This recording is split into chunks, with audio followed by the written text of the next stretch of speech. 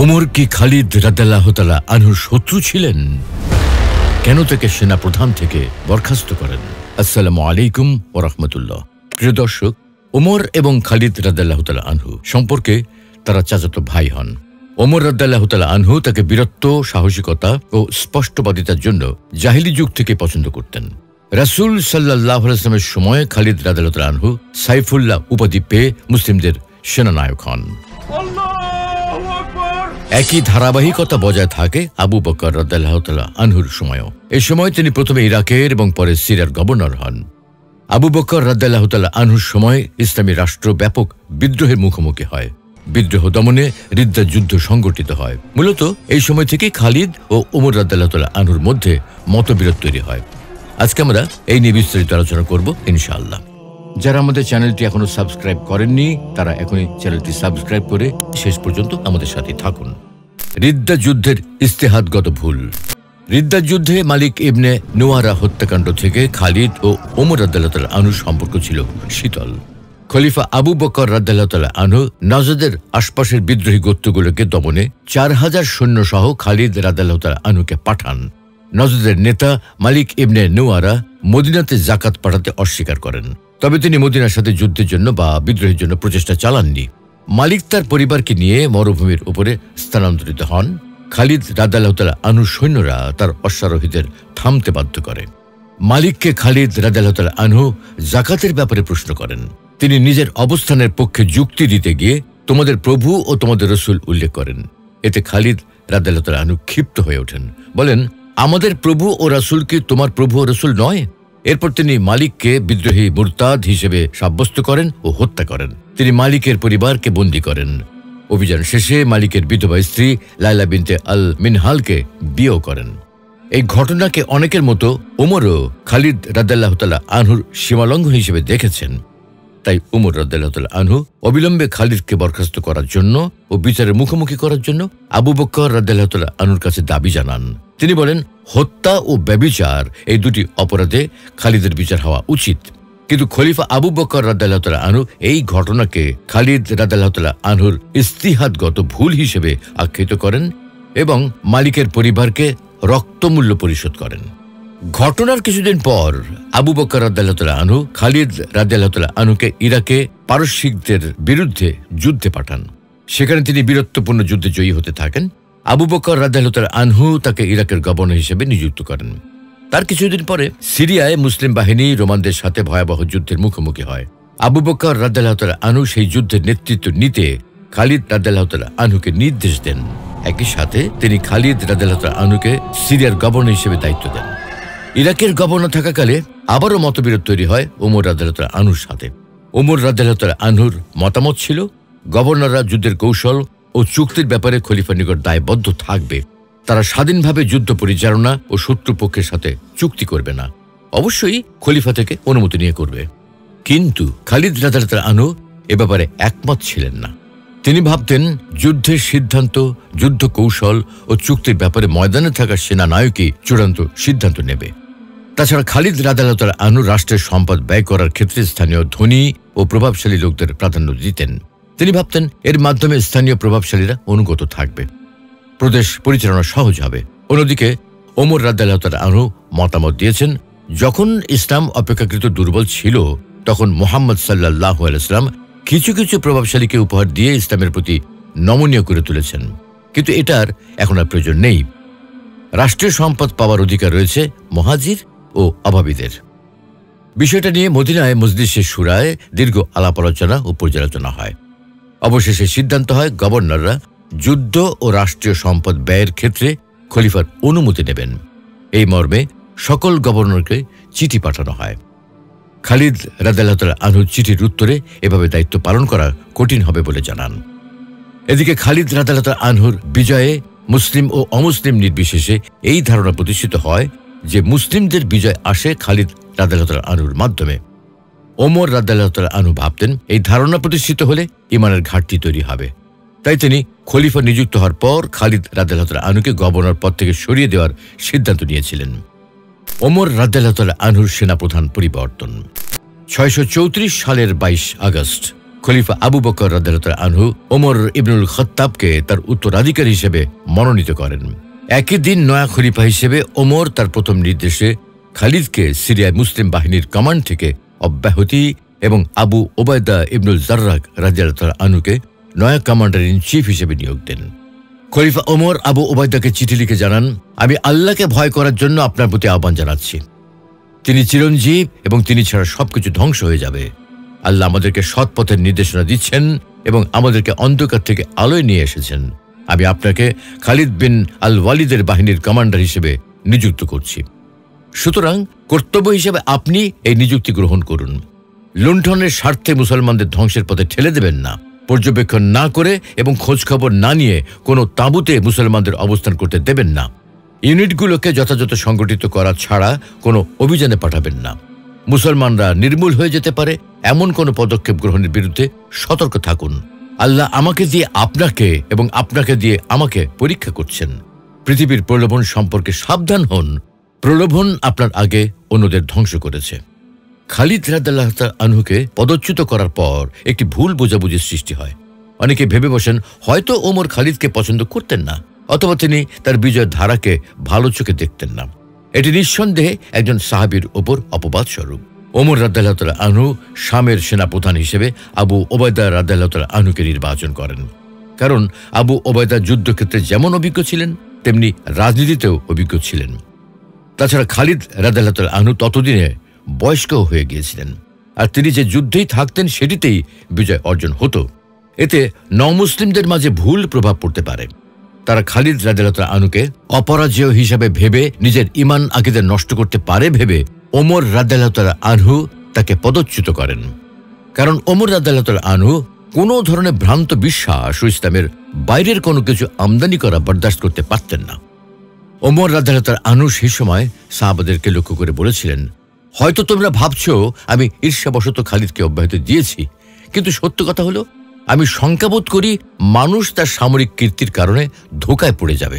এতে তাদের ঈমান নষ্ট হয়ে যেতে পারে, কারণ বিজয় একমাত্র আল্লাহর পক্ষ থেকে আসে, কোনো মানুষের কৌশলের কারণে নয়। খালিদ রাদিয়াল্লাহু আনহু এই খবর জানতে পেরে বিনা বাক্যে আবু ওবায়দা রাদিয়াল্লাহু আনহুর কাছে নেতৃত্ব হস্তান্তর করেন।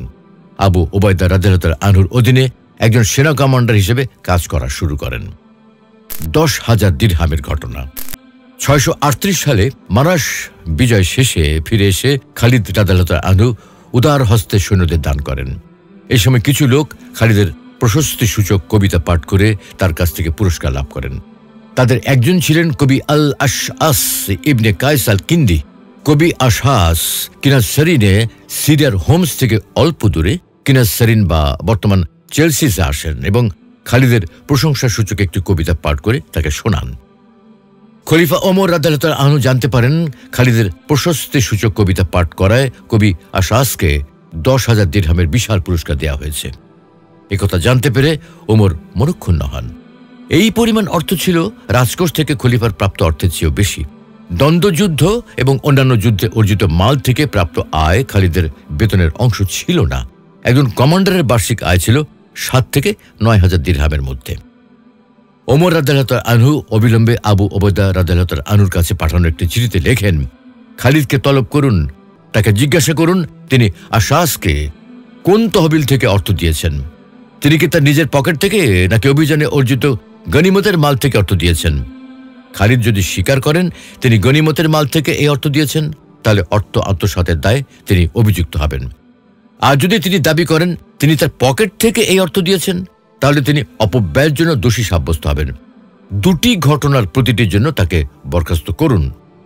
ওমর রাদিয়াল্লাহু আনহু এই নির্দেশ কার্যকরের জন্য আবু ওবায়দা রাদিয়াল্লাহু আনহুর সহযোগী হিসেবে একজন প্রভাবশালী সাহাবীকে দিয়ে কার্যকর করতে চাইলেন। এজন্য তিনি বিলাল রাদিয়াল্লাহু আনহুকে এই কাজের জন্য বেছে নেন। তিনি বিলাল রাদিয়াল্লাহু আনহুর কাছে চিঠি হস্তান্তর করেন। কিভাবে খালিদকে বিচারের মুখোমুখি করতে হবে তা তিনি তাকে বুঝিয়ে দেন এবং তাকে সর্বোচ্চ গতিতে এমএসে যাবার নির্দেশ দেন। বিলাল রাদিয়াল্লাহু আনহু এমএসে এসে পৌঁছান এবং আবু ওবায়দা রাদিয়াল্লাহু আনহুর কাছে ওমরের চিঠি হস্তান্তর করেন। আবু ওবায়দা রাদিয়াল্লাহু আনহু খালিদ রাদিয়াল্লাহু আনহুকে ডেকে পাঠান। খালিদ রাদিয়াল্লাহু আনহু এমএসে আসলে তার বিচার শুরু হয়। খালিদকে আদালতের মুখোমুখি করা হলো। বিলাল উঠে দাঁড়ান এবং খালিদকে জিজ্ঞাসা করেন, হে খালিদ, আপনি কি আশাসকে 10,000 দিরহাম পুরস্কার দিয়েছেন? উত্তরে খালিদ বলেন, হ্যাঁ। এ অর্থ আপনি কোথা থেকে দিয়েছেন?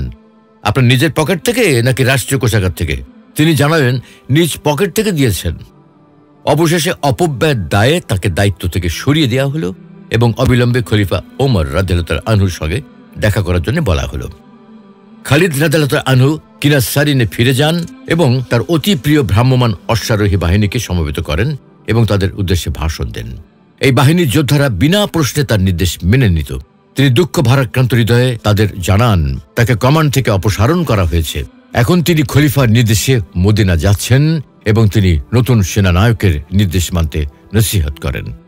মদিনায় দুজন লৌহ মানব তদানীন্তন বিশ্বের সর্বশ্রেষ্ঠ শাসক ওমর রাদিয়াল্লাহু আনহু এবং সর্বশ্রেষ্ঠ সেনাপতি খালিদ রাদিয়াল্লাহু আনহু একে অন্যের মুখোমুখি হন। ওমর রাদিয়াল্লাহু আনহু প্রথম কথা বলেন। তিনি খালিদ রাদিয়াল্লাহু আনহুর সাফল্য এবং কৃতিত্ব স্বীকার করে তাৎক্ষণিক একটি কবিতা রচনা করেন এবং আবৃত্তি করেন। উত্তরে খালিদ রাদিয়াল্লাহু আনহু বলেন, আমি মুসলমানদের কাছে আপনার সিদ্ধান্তের বিরুদ্ধে প্রতিবাদ করেছি। হে ওমর, আল্লাহর কসম, আপনি আমার প্রতি অন্যায় করেছেন। ওমর রাদিয়াল্লাহু আনহু বলেন, আপনি এত সম্পদ কোথায় পেলেন?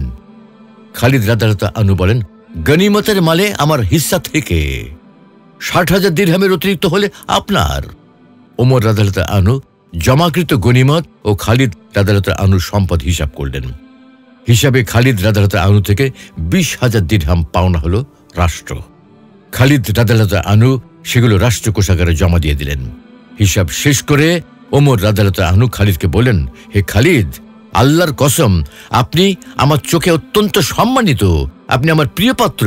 আজকের পরে আমার কাছে আপনার অভিযোগ করার কোনো কারণ থাকবে না। ওমর রাদিয়াল্লাহু আনহু খালিদ রাদিয়াল্লাহু আনহুর জন্য নিয়মিত সম্মানজনক ভাতার ব্যবস্থা করেন। খালিদ রাদিয়াল্লাহু আনহুর চূড়ান্ত অবসর। কয়েকদিন পর খালিদ কিনাসারিনের উদ্দেশ্যে মদিনা ত্যাগ করেন। তিনি আর কখন আরবে ফিরে আসেননি।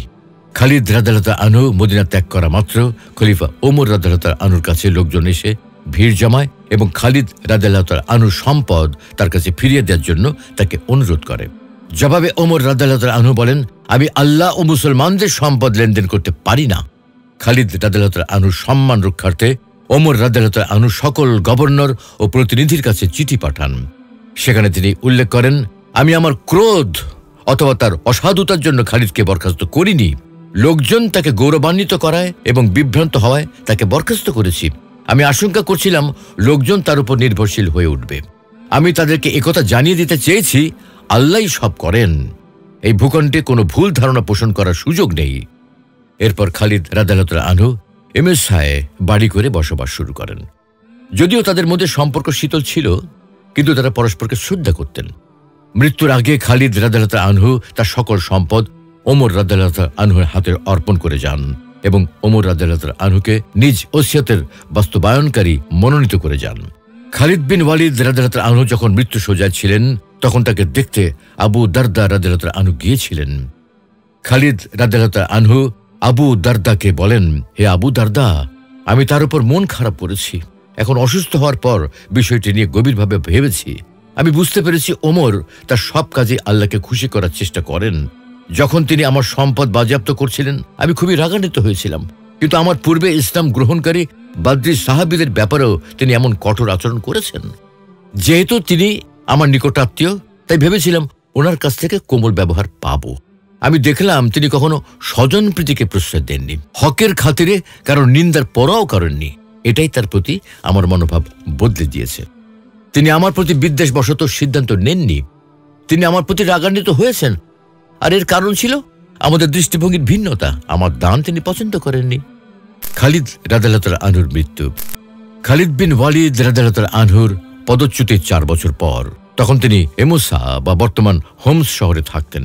তখন 642 সালের হজ শেষে খলিফা ওমর অসমাপ্ত পার্সিয়ান অভিযান পুনরায় শুরু করার পরিকল্পনা করেন এবং খালিদকে সেই অভিযানের সেনাপতি হিসেবে পুনর্নিয়োগের কথা চিন্তা করেন। কিন্তু মদিনা পৌঁছতেই তিনি জানতে পারলেন খালিদ বিন ওয়ালিদ আর নেই। ইন্না লিল্লাহি ওয়া ইন্না ইলাইহি রাজিউন। খালিদ রাদিয়াল্লাহু আনহু যুদ্ধক্ষেত্রে শাহাদাত বরণের জন্য উদগ্রীব ছিলেন। তিনি বলতেন, আমি এত উদগ্রীব হয়ে যুদ্ধক্ষেত্রে শাহাদাত বরণ করতে চেয়েছি যে আমার শরীরে এমন কোনো জায়গা নেই যেখানে কোনো আঁচড় বা ক্ষতের দাগ নেই। অথচ আজ আমি একটা বৃদ্ধ উটের মতো বিছানায় শুয়ে মরতে বসেছি। উত্তরে খালিদের স্ত্রী বলতেন, আপনি আল্লাহর তরবারি, আল্লাহর তরবারি কি কখনো যুদ্ধক্ষেত্রে ভাঙতে পারে? আপনার নিয়তি শহীদ হওয়ার নয়, আপনার নিয়তি অপরাজয় হয়ে মরবার।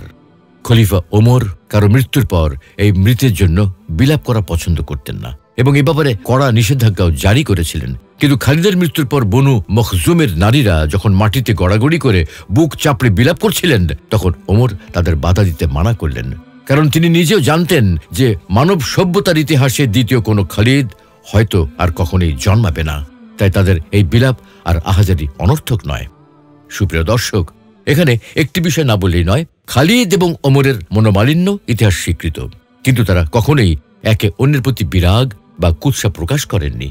ওমর খলিফা হওয়ার পর খালিদকে মুসলমান সেনাবাহিনীর কমান্ড থেকে সরিয়ে দিলে খালিদ তা বিনা তর্কে মেনে নেন এবং বলেন, যদি আবু বকর ইন্তেকাল করে থাকেন আর ওমর নতুন খলিফা নির্বাচিত হয়ে থাকেন, তো আমাদের সবারই উচিত খলিফা ওমরের প্রতি অনুগত থাকা এবং তার নির্দেশ মেনে চলা। কথিত আছে, ওমর রাদিয়াল্লাহু আনহু তার মৃত্যুশয্যায় এই বলে আফসোস করেছিলেন, খালিদ বেঁচে থাকলে তিনি খালিদের হাতেই খেলাফতের দায়িত্ব তুলে দিতেন।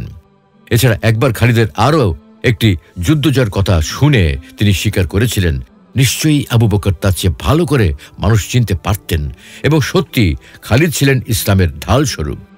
তাই খালিদ রাদিয়াল্লাহু আনহুর মৃত্যুতে শোকাহত হয়ে পড়েন ওমর রাদিয়াল্লাহু আনহু। তিনি তার জন্য কবিতা আবৃত্তি করেন এবং চোখের পানি ছেড়ে দেন।